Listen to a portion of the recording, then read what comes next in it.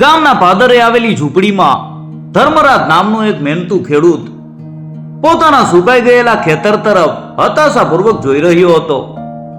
એના ખેતરમાં એક સમયે સોના જેવો પાક લહેરાતો હતો, પરંતુ હવે ત્યાં માત્ર ધૂળ અને પથ્થરો જ હતા. છેલ્લા 3 વર્ષથી વરસાદ નહોતો પડ્યો અને રાજ્ય દુષ્કાળના પંજામાં સપડાયું હતું. ધર્મરાજની પત્ની ગંગા એક સંતોષી અને મજબૂત બાઈ હતી. એ પોતાના દીકરા કિશનને ખોળામાં લઈને બેઠી હતી. કિશનની આંખોમાં ભૂખ હતી અને તેનું શરીર દુર્બળ થતું જતું હતું. ધર્મરાજના હૃદયમાં પીડાનો એક ડૂમો ભરાઈ ગયો હતો. તે દિવસ રાત મહેનત કરતો હતો, પણ કુદરત એની વિરુદ્ધ હતી. આપણે શું કરશું ધર્મરાજ? ગંગાનો અવાજ કાંપતો હતો. કિશનની તબિયત બગડી રહી છે. જો વરસાદ નહીં આવે તો? ધર્મરાજ ગંગા તરફ ફર્યો. એની આંખોમાં પણ આંસુ હતા, પણ તેણે પોતાની જાતને સંભાળી. હિંમત ન હાર ગંગા, હું કઈક ઉપાય શોધીશ. હું રાજા પાસે જઈશ, કદાચ તેઓ મદદ કરે. એટલે ગંગાએ નિસાસો નાખ્યો કે રાજા, તેમને ક્યાં ખેડૂતોની ચિંતા છે? તેઓ તો મહેલમાં બેસીને આનંદ કરે છે, જ્યારે આપણે અહીં ભૂખે મળીએ છીએ. રાજા ચંદ્રવર્ધન એક સમયે પ્રજાપ્રેમી અને ન્યાયી રાજા તરીકે ઓળખાતા હતા, પરંતુ છેલ્લા કેટલાક સમયથી તેમના ઉપર અંધકાર છવાઈ ગયો હતો. તેમની એકની એક પુત્રી રાજકુમારી કામિની એક અસાધ્ય રોગથી પીડાતી હતી. રાજવૈદ્યોએ હાથ ઊંચા કરી દીધા હતા અને રાજા હતાશામાં ડૂબી ગયા હતા. પ્રજા પ્રત્યે એમનું ધ્યાન ઓછું થઈ ગયું હતું અને રાજ્યમાં અંધાધૂંધી વધવા માંડી હતી. ધર્મરાજ ગામના વડીલો પાસે ગયો. બધાએ તેને નિરાશ કર્યો. કોઈને રાજા પાસે જવાની હિંમત નહોતી. એક વૃદ્ધ ખેડૂતે કહ્યું, રાજા સાહેબ હવે પેલા જેવા નથી રહ્યા ધર્મરાજ. તેઓ કોઈની વાત સાંભળતા નથી. પરંતુ ધર્મરાજે હાર ન માની. એના હૃદયમાં કિશનનો ચહેરો તરવરતો હતો. બીજા દિવસે સવારે સૂર્ય ઉગે તે પહેલા ધર્મરાજ રાજમહેલ તરફ ચાલી નીકળ્યો. તેનો માર્ગ કાંટાળો અને લાંબો હતો. રસ્તામાં તેણે અનેક દુર્બળ બાળકો અને નિરાશ ખેડૂતોને જોયા. દરેક ચહેરા ઉપર નિરાશા સ્પષ્ટ દેખાતી હતી. તેના પગલા ધીમા પડતા હતા, પણ તેની અંદરની આગ તેને આગળ ધકેલતી હતી. એ જાણતો હતો કે આ તેની છેલ્લી આશા છે. મહેલના દરવાજે પહોંચતા જ સૈનિકોએ તેને રોક્યો. તું કોની પરવાનગીથી અહીં આવ્યો છે ખેડૂત? રાજા સાહેબ અત્યારે કોઈને મળતા નથી. મારે રાજા સાહેબને મળવું જ પડશે. ધર્મરાજનો અવાજ મક્કમ હતો. મારી પાસે એક મહત્વપૂર્ણ વાત છે. તે ફક્ત તેમના કાનમાં જ કહી શકાય. સૈનિકો હૈસા. તું અને રાજા સાહેબ જા, તારું કામ કર. ધર્મરાજે હાથ જોડીને વિનંતી કરી, કૃપા કરીને મારી વાત સાંભળો. આ મારા પરિવારના જીવન મરણનો સવાલ છે અને કદાચ આખા રાજ્યનો પણ. તેની આંખોમાં છલકાતી વેદના જોઈને એક યુવાન સૈનિકને દયા આવી. તેણે ધર્મરાજને અંદર જવા દીધો, પણ ચેતવણી આપી કે જો તે રાજાનો સમય બગાડશે તો તેને કઠોર સજા થશે. ધર્મરાજ રાજમહેલના વિશાળ હોલમાં પ્રવેશ્યો. હોલની ભવ્યતા અને રાજાનો પ્રભાવશાળી દેખાવ જોઈને તે થોડીવાર માટે અવાક બની ગયો. સિંહાસન ઉપર રાજા ચંદ્રવર્ધન બેઠા હતા, પણ એમના ચહેરા ઉપર થાક અને ઉદાસી સ્પષ્ટ હતી. તેમનું રાજ્ય દુષ્કાળથી પીડાતું હતું અને તેમની પુત્રીનો રોગ તેમને અંદરથી કોરી ખાતો હતો. ધર્મરાજ રાજા ચંદ્રવર્ધન સમક્ષ ઉભો રહ્યો. તેણે નીચી નજરે જોયું, કારણ કે રાજાનો ગુસ્સો જાણીતો હતો. ધર્મરાજે ધીમા અવાજે કહ્યું, મહારાજ, હું ધર્મરાજ છું, એક સામાન્ય ખેડૂત. મારું ખેતર સુકાઈ ગયું છે અને મારો પુત્ર ભૂખથી પીડાઈ રહ્યો છે. રાજાએ તેની સામે જોયું, પણ તેમની આંખોમાં કોઈ ભાવ નહોતા. અને તું શું ઈચ્છે છે ખેડૂત? તને લાગે છે કે હું તારું ખેતર પાણીથી ભરી દઈશ? હું ખુદ લાચાર છું. ધર્મરાજે માથું ઊંચું કરીને કહ્યું, નહીં મહારાજ. તેની આંખોમાં એક વિચિત્ર ચમક હતી.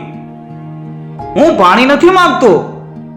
હું તમારી પુત્રી રાજકુમારી કામિનીના રોગ વિશે વાત કરવા આવ્યો છું. રાજા ચંદ્રવર્ધનની આંખોમાં એક ઝબકારો થયો. એમના અવાજમાં એક તીવ્રતા આવી. તને રાજકુમારી વિશે શું ખબર છે? રાજવૈદો પણ હાર માની ચૂક્યા છે.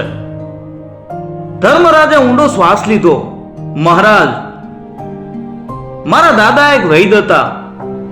તેમણે મને એક પ્રાચીન ઔષધિ વિશે જણાવ્યું હતું, જે ફક્ત ચંદ્રના આંસુ નામના દુર્ગમ પહાડ ઉપર જ મળે છે. તે ઔષધિ રાજકુમારીના રોગને ઠીક કરી શકે છે. રાજાનું હૃદય એક ક્ષણ માટે ધબકી ગયું. આટલા વર્ષોની નિરાશા પછી આ એક નાની આશાનું કિરણ હતું. ચંદ્રના આંસુ એ ક્યાં છે અને તે ઔષધિ કેવી દેખાય છે? અરે, ધર્મરાજે કહ્યું, એ પહાડ રાજમહેલથી દૂર પૂર્વ દિશામાં છે મહારાજ. તેના ઉપર ચડવું અતિ મુશ્કેલ છે અને ત્યાં અનેક જોખમો છે. ઔષધિ રાત્રે જ ચમકે છે અને એનું નામ સંજીવની છે. જો કે આ ઔષધિ મેળવવી સરળ નથી. એને પ્રાપ્ત કરવા માટે એક કઠિન શરત છે. રાજાએ અધીરાઈથી પૂછ્યું, કેવી શરત? મહારાજ, મારા દાદા કહેતા હતા કે સંજીવની ફક્ત ત્યારે જ પોતાની શક્તિ પ્રગટ કરે છે જ્યારે તેને મેળવનાર વ્યક્તિ પોતાના સૌથી પ્રિય વ્યક્તિના જીવનનો ભોગ આપવા માટે તૈયાર હોય. ધર્મરાજના અવાજમાં દુઃખ છલકાતું હતું. તેમણે કહ્યું હતું કે જો કોઈ પોતાના પ્રિયજનનો ત્યાગ કરવા તૈયાર ન હોય તો ઔષધિ ઝેર બની જાય છે. આ સાંભળીને રાજા ચંદ્રવર્ધન સ્તબ્ધ થઈ ગયા. આ કેવો ન્યાય?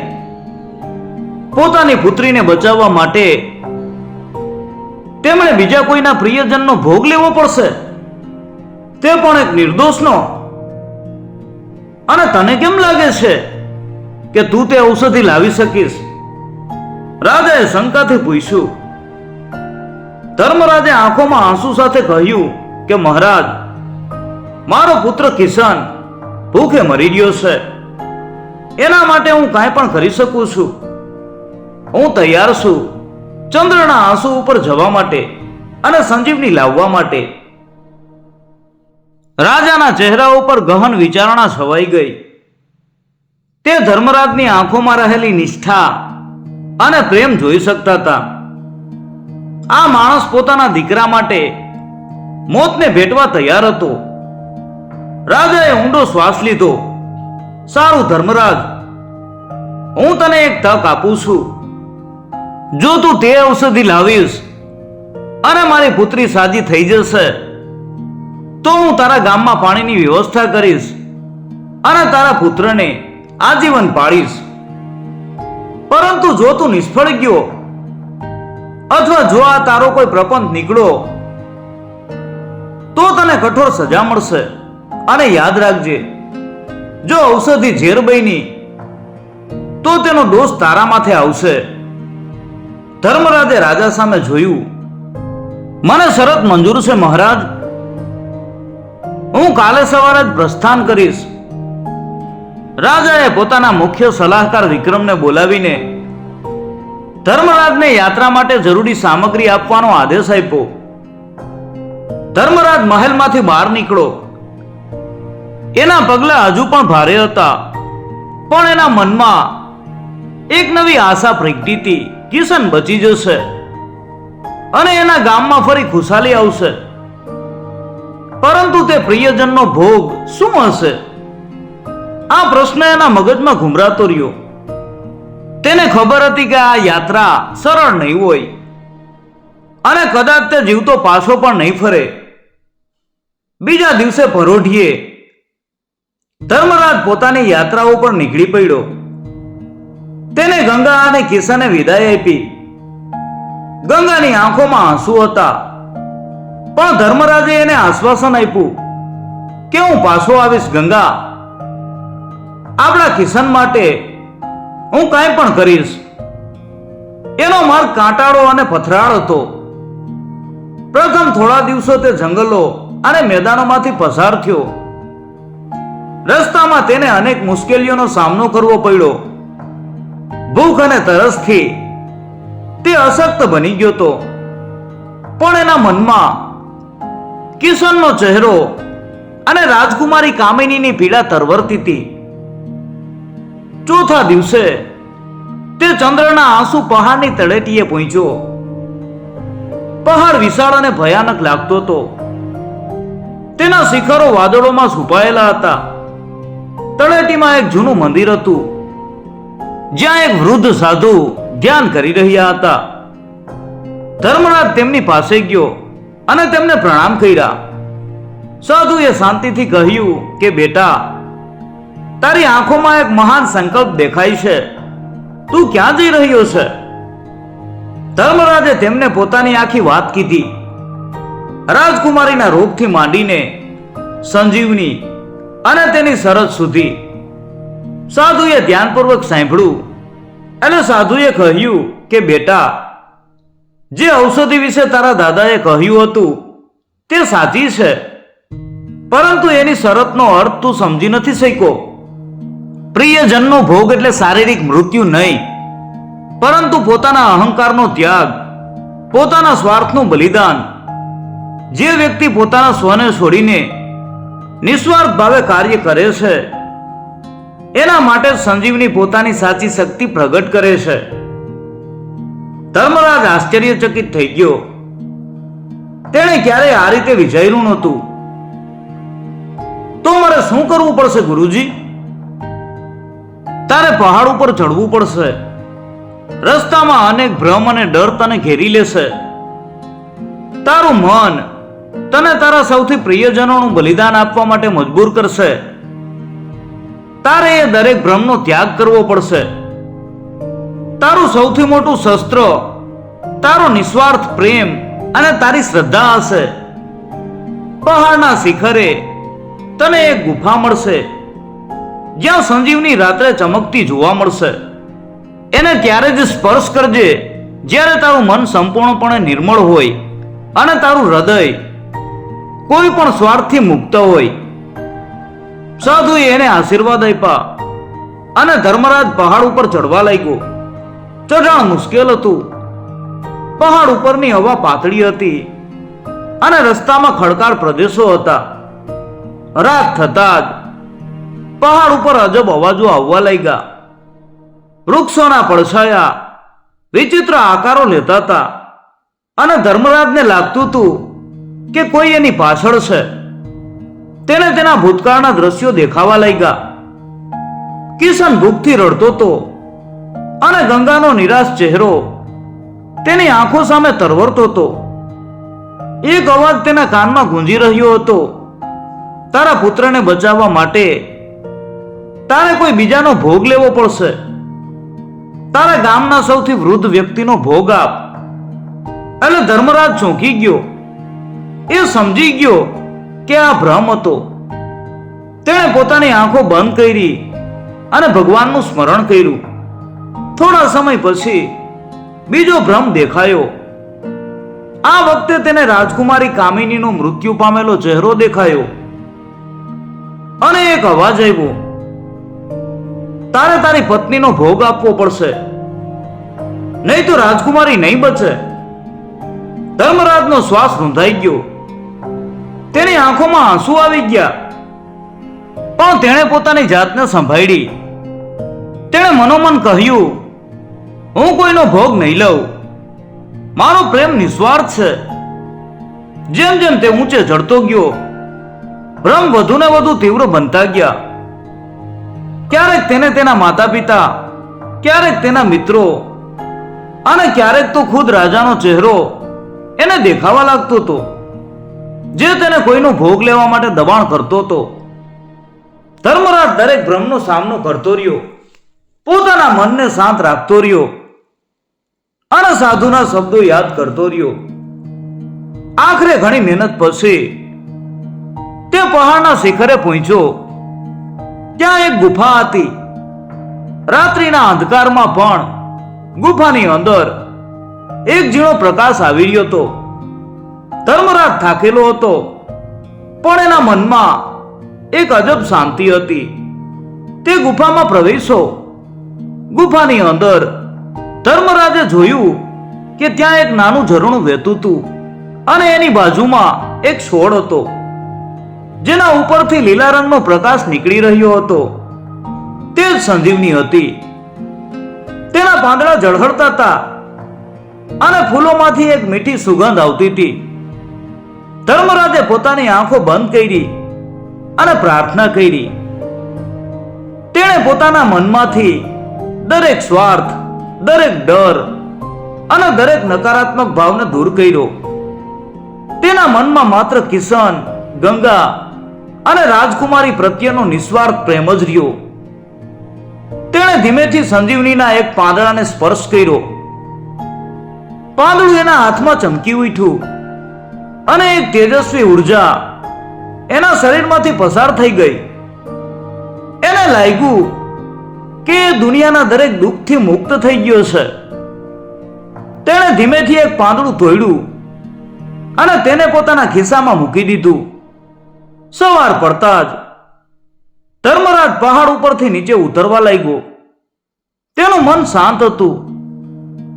તેને એક નવી ઉર્જાનો અનુભવ થતો હતો. એને ખાતરી હતી કે તેણે સાધુના કહેવા મુજબ પ્રિયજનનો ભોગ આપ્યો હતો. પોતાના અહંકારનો, પોતાના ડરનો. રાજમહેલ પરત ફરતા તેને કેટલાક દિવસો લાગ્યા. જ્યારે તે રાજમહેલના દરવાજે પહોંચ્યો ત્યારે સૈનિકો તેને ઓળખી પણ ન શક્યા. તેનો ચહેરો થાકેલો હતો, પણ તેની આંખોમાં એક વિજયનો ભાવ હતો. તેને સીધો રાજા ચંદ્રવર્ધનની સામે લાવવામાં આવ્યો. રાજા અને તેમના સલાહકારો ધર્મરાજને જોઈને આશ્ચર્યચકિત થઈ ગયા. રાજાએ આશા છોડી દીધી હતી કે ધર્મરાજ પાછો ફરશે. તું પાછો આવ્યો ધર્મરાજ? શું તું સંજીવની લાવી શક્યો? રાજાના અવાજમાં અધીરાઈ હતી. ધર્મરાજે પોતાના ખિસ્સામાંથી સંજીવનીનું પાંદડું કાઢ્યું. આખું પાંદડું હજુ પણ ચમકી રહ્યું હતું. આ મહારાજ, આ રહી સંજીવની. રાજાએ પાંદડાને પોતાના હાથમાં લીધું. એમાંથી આવતી ઉર્જા તેમને સ્પષ્ટ રીતે અનુભવાય. તેમણે તરત જ રાજવૈદ્યોને બોલાવ્યા અને તેમને રાજકુમારીને ઔષધિ આપવાનો આદેશ આપ્યો. રાજવૈદ્યોએ પાંદડાને વાટીને તેનો રસ રાજકુમારીને પીવડાવ્યો. થોડા કલાકો સુધી રાહ જોવામાં આવી. આખો મહેલ ચિંતામાં હતો. રાજા ચંદ્રવર્ધન પોતાની પુત્રીના ઓરડાની બહાર ઊભા હતા. તેમના હૃદયના ધબકારા તેજ થઈ ગયા હતા. ધર્મરાજ પણ ત્યાં જ ઊભો હતો. એના મનમાં કિશન અને ગંગાના ચહેરા તરવરતા હતા.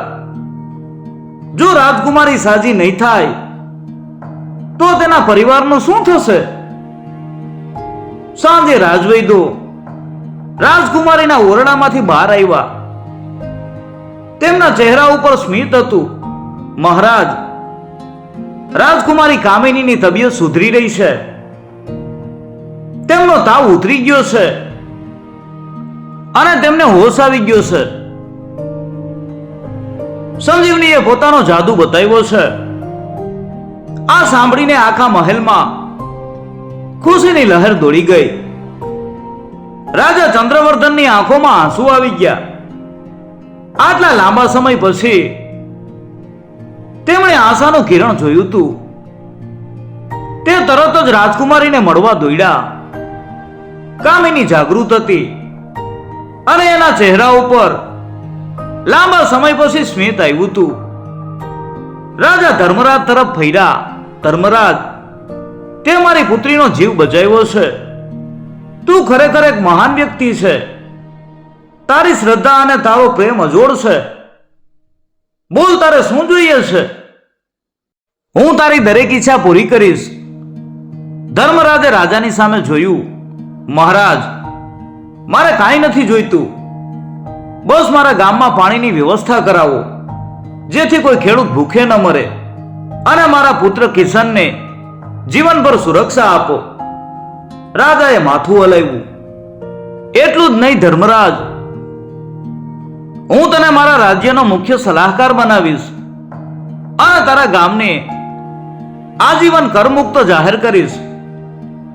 તારું બલિદાન અને તારો નિસ્વાર્થ પ્રેમ આખા રાજ્ય માટે એક ઉદાહરણ બનશે. મહેલમાં ખુશીનો માહોલ હતો.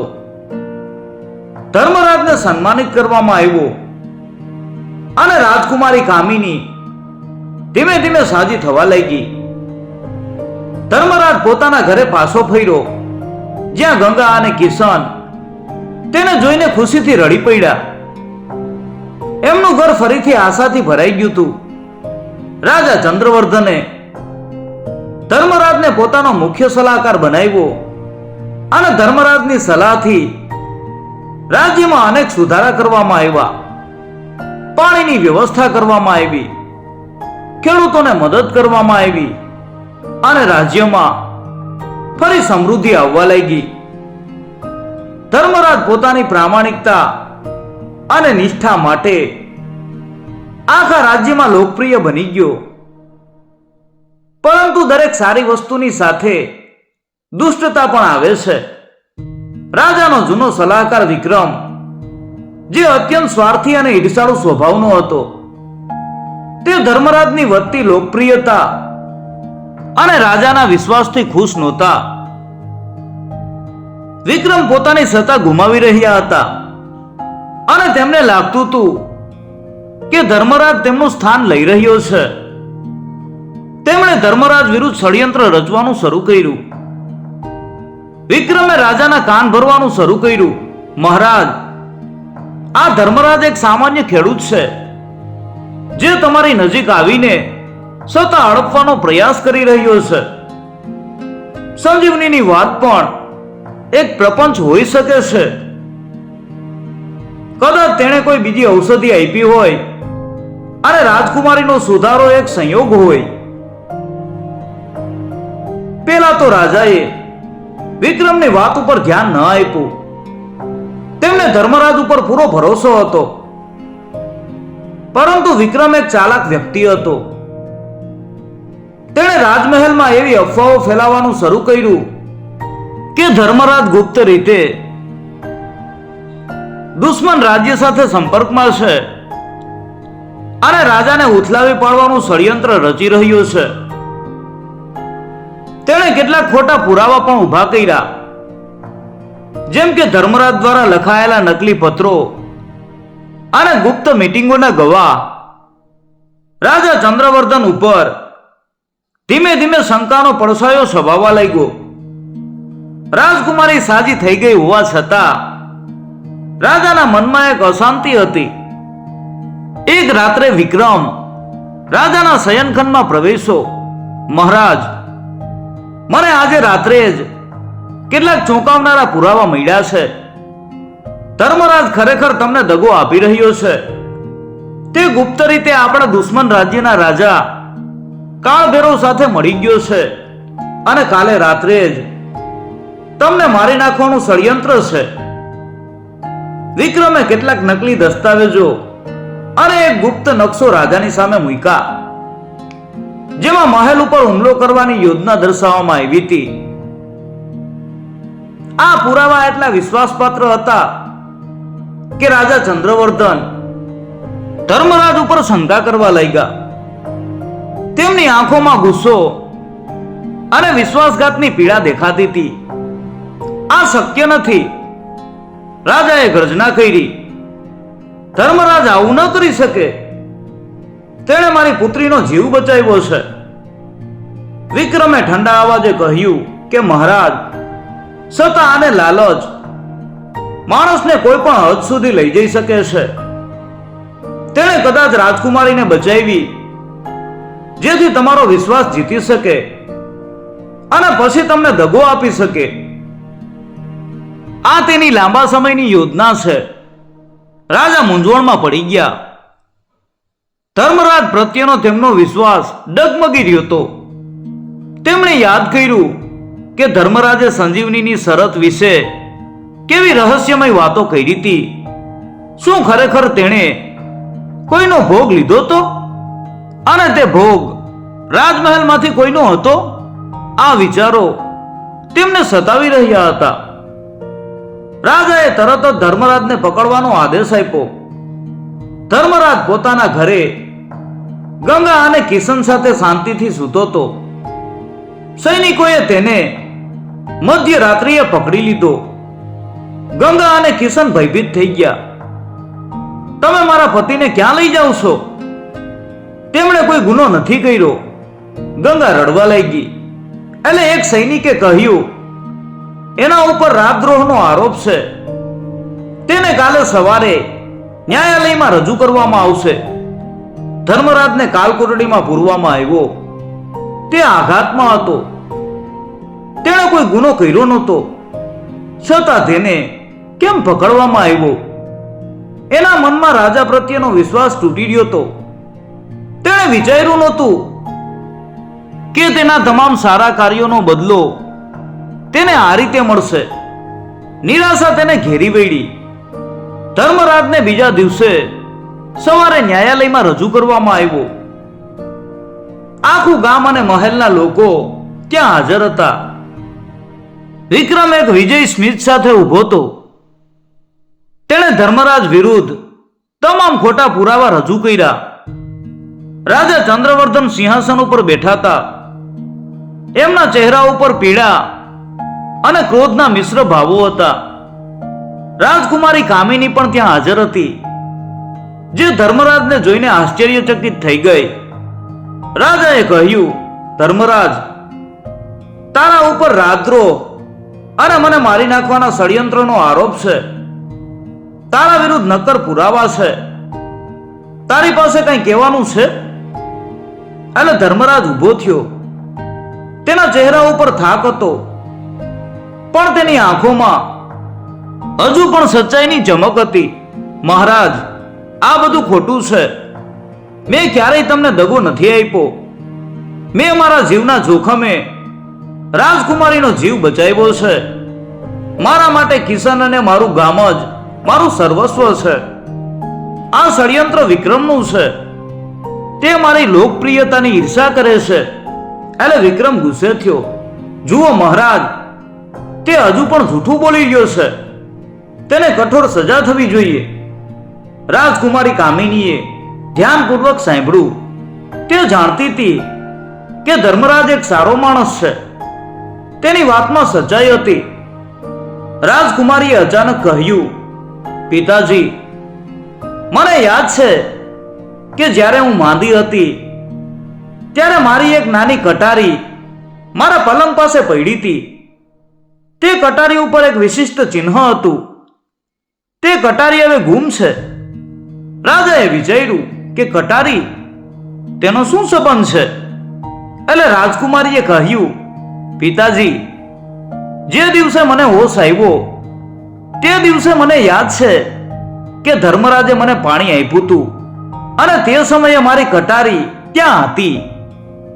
પરંતુ જ્યારે મેં વિક્રમ કાકાને મને દવા આપતા જોયા ત્યારે કટારી ત્યાં નહોતી. મેં તેમને કટારીને છુપાવતા જોયા હતા. આ સાંભળીને બધા ચોંકી ગયા. રાજાએ તરત જ વિક્રમની પૂછપરછ કરવાનું શરૂ કર્યું. વિક્રમનો ચહેરો ફીકો પડી ગયો. તે કમકમાટીથી કાંપવા લાગ્યો. રાજકુમારીની યાદશક્તિ અદ્ભુત હતી. રાજાના સૈનિકોએ તરત જ વિક્રમના ઓરડાની તપાસ કરી અને ત્યાંથી રાજકુમારીની કટારી મળી આવી. કટારી ઉપર સૂક્ષ્મ રીતે લોહીના નિશાન પણ હતા, જે સૂચવતા હતા કે એનો ઉપયોગ કોઈ ગુપ્ત દસ્તાવેજ ઉપર બનાવટી લોહીનું ટીપું મૂકવા માટે થયો હોઈ શકે. વિક્રમનો ગુનો સાબિત થઈ ગયો. રાજા ચંદ્રવર્ધનને પોતાની ભૂલનો અહેસાસ થયો. તેમને અફસોસ થયો કે તેમણે ધર્મરાજ ઉપર શંકા કરી હતી. ધર્મરાજ, મને માફ કરજે. મેં તારા ઉપર અવિશ્વાસ કર્યો અને તને આટલી પીડા આપી. ધર્મરાજની આંખોમાં આંસુ હતા. તેણે રાજાની સામે જોયું.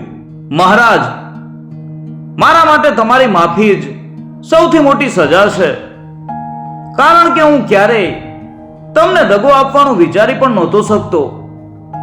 રાજા ચંદ્રવર્ધને વિક્રમને કઠોર સજા કરવાનો આદેશ આપ્યો અને ધર્મરાજને નિર્દોષ જાહેર કર્યો. તેમણે ધર્મરાજને ફરીથી મુખ્ય સલાહકાર તરીકે સ્થાપિત કર્યો અને તેને રાજ્યમાં સૌથી ઊંચું સન્માન આપ્યું. ધર્મરાજનું ગામ સમૃદ્ધ બન્યું અને કિશનને શ્રેષ્ઠ શિક્ષણ અને સંભાળ મળી. રાજકુમારી કામિની સંપૂર્ણપણે સ્વસ્થ થઈ ગઈ અને તે ધર્મરાજને પોતાના મોટાભાઈ સમાન માનતી હતી. ધર્મરાજનો નિસ્વાર્થ પ્રેમ, તેની શ્રદ્ધા અને એની પ્રામાણિકતાએ આખું રાજ્ય બચાવ્યું. દુષ્કાળનો અંધકાર દૂર થયો અને રાજ્યમાં ફરી આશાનો સૂર્યોદય થયો. ધર્મરાજ અને એના પરિવારનું જીવન ખુશીઓથી ભરાઈ ગયું.